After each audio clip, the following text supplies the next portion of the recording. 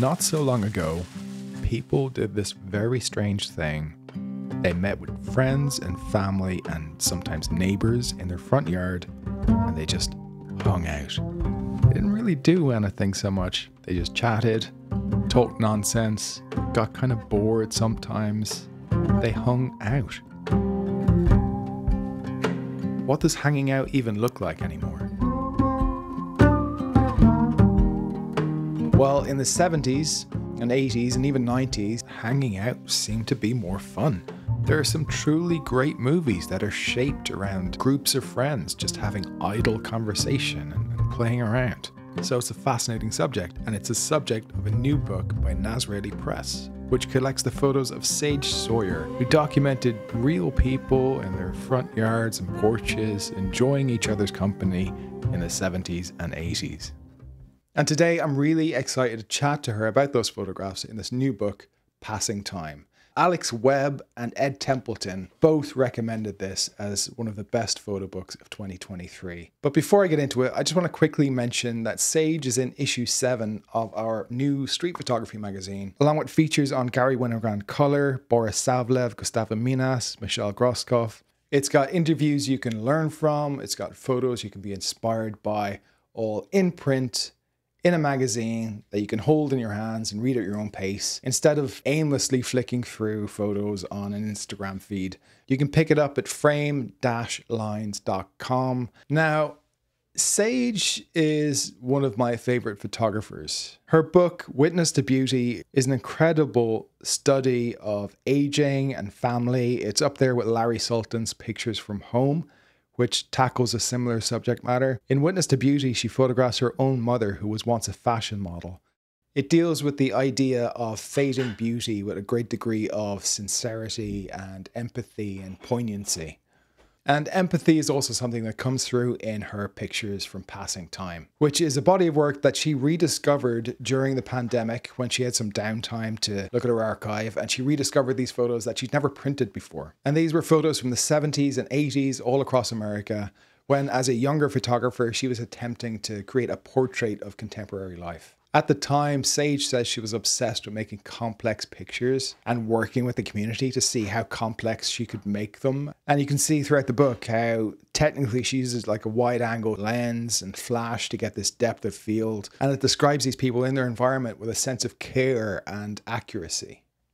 And the photographs show what life was like before we had phones and social media to distract us.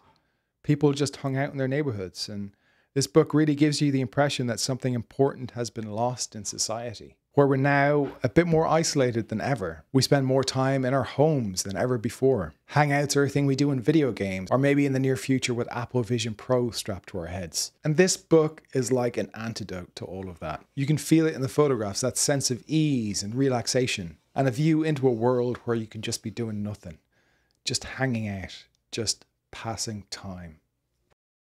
And now, let's chat to Sage Sohier. Sage, thanks so much for joining me.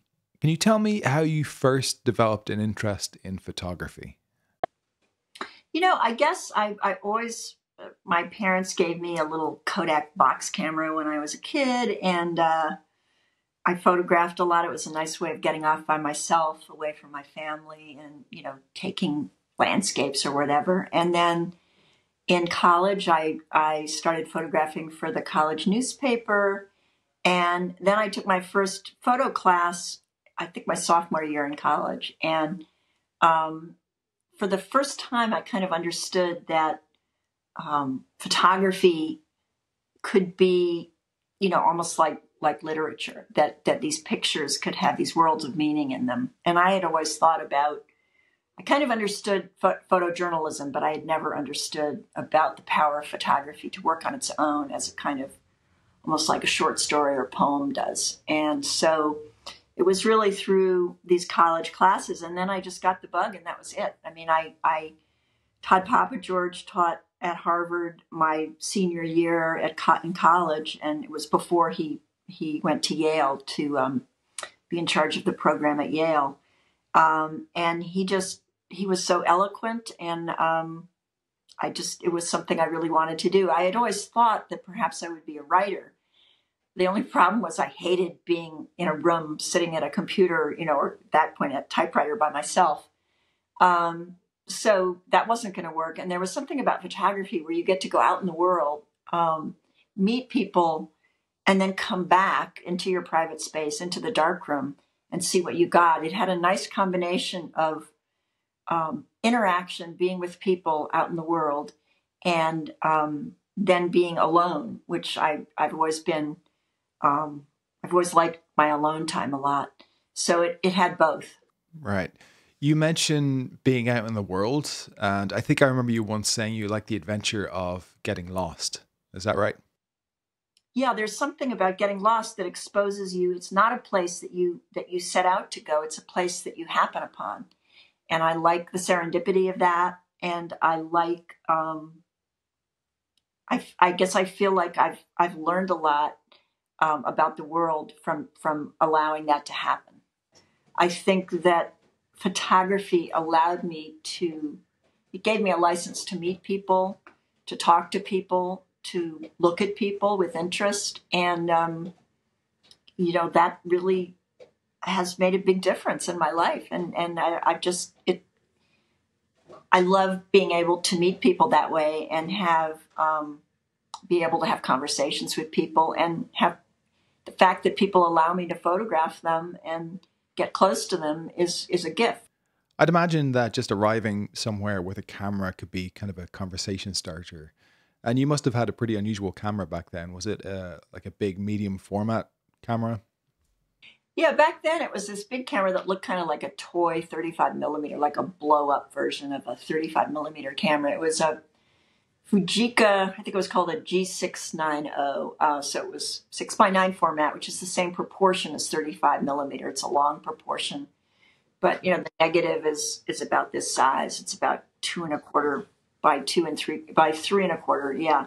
So 6:9 centimeter. And with 120 film back then, you'd shoot 120 film. And if you had a 6.7 camera, you'd get 10 shots on a roll. If you had a 6:9 camera, you'd get only 8 shots on a roll. If you were shooting square, you'd get 12 shots. But I was getting only 8 shots on a roll. And so I was shooting a lot of film, and that took a long time to process the film. Just to process the film I would shoot in one day, it would take 3 or 4 hours in the darkroom. And then to go back in and make contact sheets, look at the contact sheets, and then make work prints. It's all a lot of time, doing it. You can get behind easily in your darkroom work. Right. So did you find that using a 6:9 camera like that, which you said only has 8 shots, does that slow down your process? It did. I had started like a lot of people back then who were interested in being street photographers or documentary photographers. We all kind of were using Leicas back then with rangefinders. And this is also a rangefinder, meaning you're not looking directly through the lens. The Fujica camera is really like a SLR blown up. It looks kind of silly. It looks like something you'd see like a mock-up in a window. And you actually, originally I had 3 lenses on it. It came with 3 lenses. And then eventually Fuji came out with just a fixed lens camera, and you had to buy 2 cameras if you wanted 2 lenses. So you had to they sold one with a 65 millimeter lens, and that was the equivalent of a 28 millimeter on a 35. And then they came out with one that was a 90, which was the equivalent of kind of a 50 on a 35 millimeter. And I had both, and I mostly, for these shots, I almost always used the wide angle.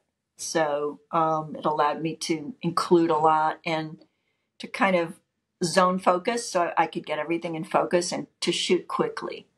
I actually used a Leica viewfinder on top of it. It turned out that the rangefinder was notoriously inaccurate on the Fuji. And if you put the Leica viewfinder for a 28 on top of it was actually more accurate. So I learned to shoot through that and kind of zone focus. I would just set the focus before and just shoot. Right. Yeah, sorry to get straight away into the technical aspects and nerd out on that. I find that stuff kind of fascinating, and to learn more about your approach is really interesting. But to jump back a bit, Can you tell us a bit about how passing time came to be? Yeah, I had done this book, American Scene, which was published in, I think, 2016, 2017 by Nazreli Press. And these were a lot of the pictures that I had made exhibition prints of back in the 80s when I made the pictures.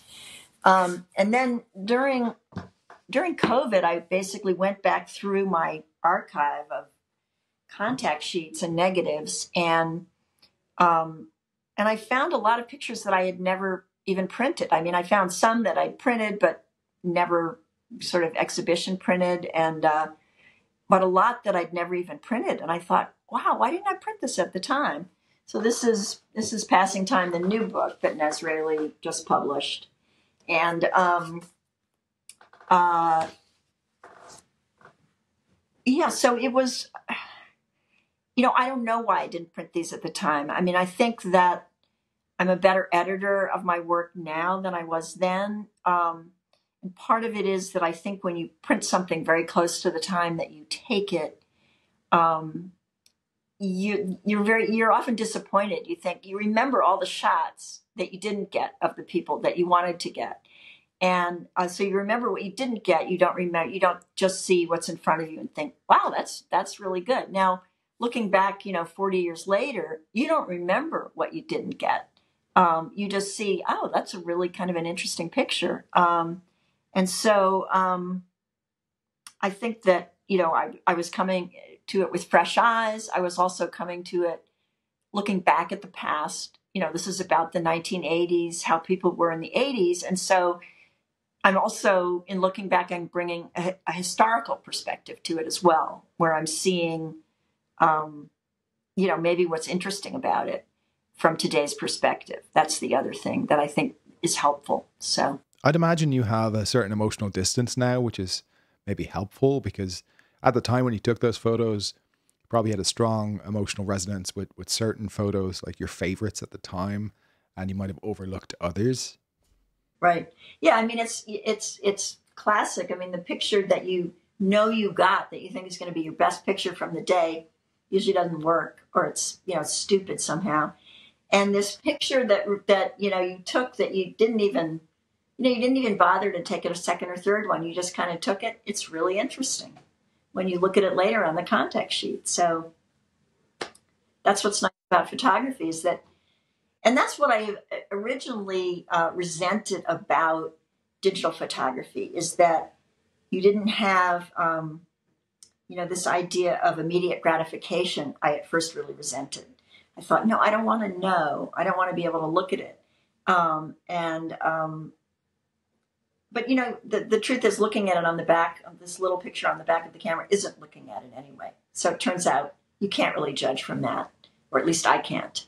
What was it that stood out to you in revisiting these photos? Well, what really stood out was just the lack of self-consciousness, I think, of the people. And I think, today when I approach people, there's more self-consciousness. People are used to looking at YouTube, at TikTok, they say, are you going to post it online? Everyone's very aware of all these things. And most people have taken selfies. They've rehearsed their selfie smile, and you have to get through all of that. And so there's a lot more baggage today to get through in order to get a picture that looks natural and looks like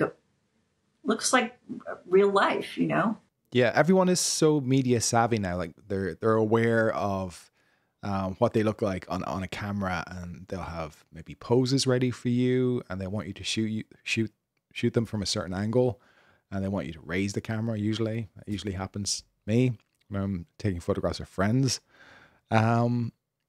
Do you find that it takes longer to get people to relax now? Yeah, no, it's interesting. I mean, it's still lovely to go out and photograph people, and I enjoy it, but you have to wait a little longer maybe for people to be natural, or maybe just accept a certain self-consciousness, but it's different. It's definitely different than it used to be. People seem totally relaxed in these photos. I think it's something that really jumps out. at me. Can you talk a bit about your approach and how you got people to relax? Sure. I mean, I just would run up to people. I would drive around a neighborhood or walk around a neighborhood, both. And if I saw a group of people that looked interesting to me, I would run up to them enthusiastically and say, I'd like to take a picture of you just the way you are. And of course, then everything would change. But the point was, there was something I was liking about how they were at the moment. And so sometimes people would just carry on. If it's a group of people, sometimes they would just carry on with what they were doing and let me be there with them for a few minutes. Other times people would say, why, what's this for? And, is this for the newspaper, the local newspaper? And I'd say, no, I try to have shows in art galleries. And if I got a picture I really liked of you, it might end up in a book of portraits someday. So I try to be, honest, enthusiastic. And then if I stay for more than a picture or two, I basically, if people start doing things, there's certain things I respond more to than others. I might say, oh, that's great, and so they're picking up on my enthusiasm. And with kids, it's much easier, of course, or it used to be, at least back then, because kids are much more, their attention span is shorter. They go back to playing with their friends or doing what they want to do. And, as long as you're kind of, fine to have around and you're liking what they're doing, they're going to do it. And nowadays, of course, you have to be much more careful about making sure that you get parental permission, which I, of course, tried to back then too. But, there was a little less paranoia back then about what you might want to do with these pictures. And I definitely benefited by being a woman, asking rather than a man. I think I would have certainly now I would generate more suspicion if I was a guy. You mentioned that when you were photographing children that you would try to match their energy. And I think that's such important advice. It's not necessarily about what gear you have or your setup, all your planning. It's not necessarily about that. Of course, that's important. But what's really, really important is your personality and how people respond to you. Yeah, it is. It's really interesting. And how did Diane Arbus get pictures from people? I mean, she definitely got a really special kind of look from people that she photographed, and everyone is so different. I mean, it would be really interesting to do a test where you got 10 different photographers to photograph exactly the same scene, and it would look totally different because of their personality and the effect it has, and the collaboration between them and their subjects would be different. I would love to see that test. I'd love to get you in a video with some other photographers, and maybe we could do something like that. I think what makes this book special is that you couldn't really photograph people in the same way now because we don't hang out in the same spaces, right? We don't hang out outside our front doors with neighbors and friends. And if we are hanging out, we're looking at phones quite a lot of the time. Right. I think it's hard. I mean, the pictures wouldn't look the same. They would look, you'd see people looking at their phones and people taking selfies. And I mean, now I find now when I photograph people, first of all, I'm older. I'm not quite as quick. I'm looking for something a little different. I tend to move in closer. I tend to do more verticals. I'm using a different kind of camera. I'm using a digital camera now, so I'm working differently. But now you can still find people in public spaces or parks when they're having birthday parties and hanging out. But you can't find them in neighborhoods as much. I mean, if you drive or walk around neighborhoods now, people are not out as much. I mean, even if you drive around working class or poorer neighborhoods, you're not going to find people outside as much. They tend to be more inside on devices, and they're also a little more suspicious of what you might be doing and why. They're more sophisticated because of stuff online. They're about what you might be up to and whether it's good or bad. So it's more fraught, I would say, but it's still. I mean, I still go out and photograph people. I tend to, over the last 10 or 20 years, I've tended to do more projects where I make appointments with people in advance and they know I'm coming. Whether it's people at animal rescues, which I've done a couple of books of, or whether it's, people who make miniature worlds, so at least I've talked to them in advance or emailed back and forth in advance. They know that I'm legitimate.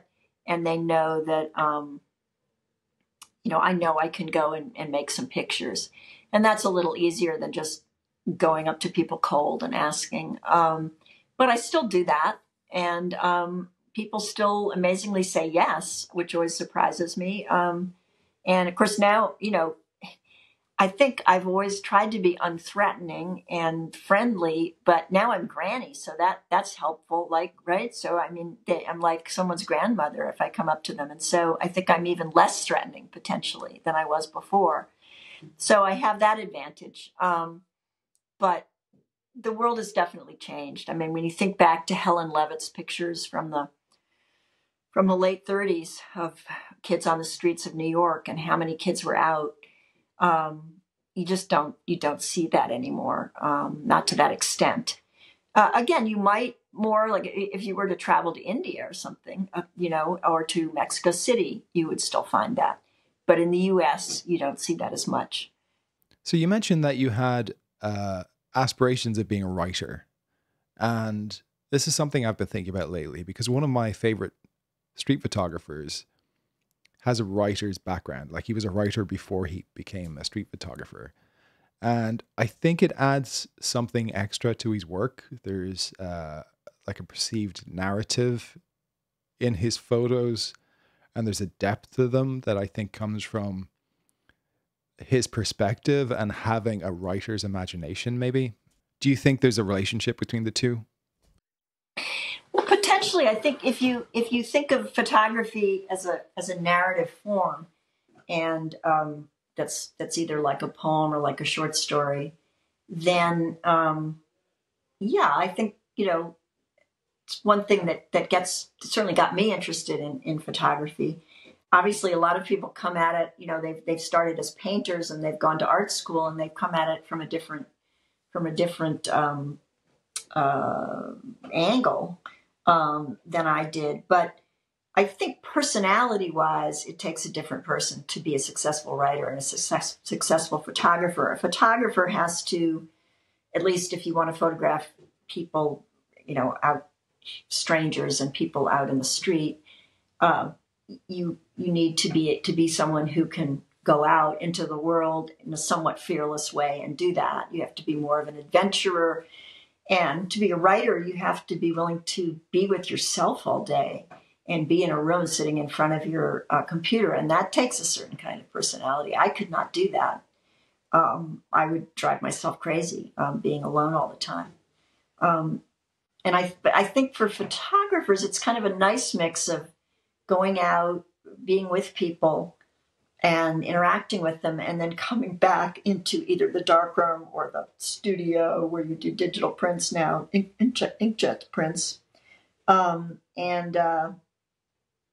It's kind of a nice mix of being alone and being with other people. I mean, I do think filmmakers probably have more in common with writers than photographers do in a certain way, because a film is more like a novel. It's got a whole narrative. It's got to have a story framework that works, and it has to carry through. And so it's got to be more like a novel. And a photograph is, I suppose in a way, a photograph is as much about what it doesn't include as what it does include. And so that's kind of it's a beast of a different nature a little bit.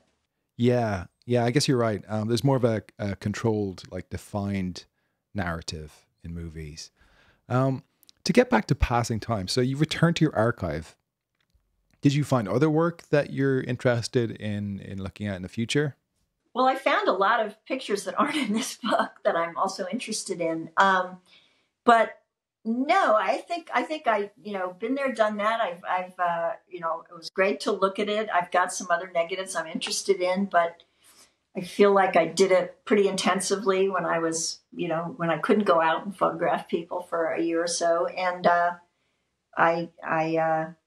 I'm more interested in looking to the future now, I guess.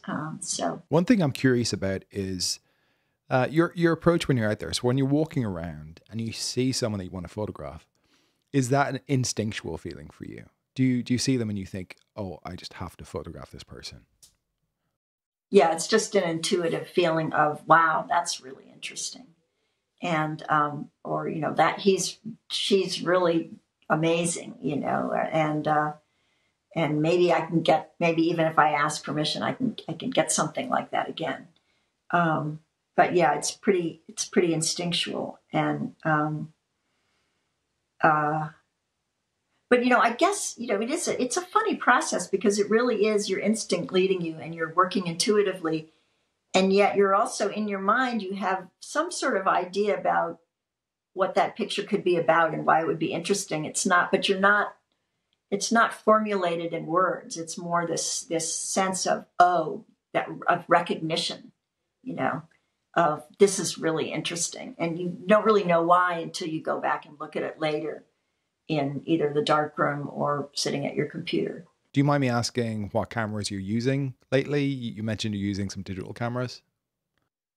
Well, I've used a Nikon the D850 for a few years, and it's pretty fast to use. So I use that for my Peaceable Kingdom work about animal rescue. I used it for that. I used it for my work on the pond.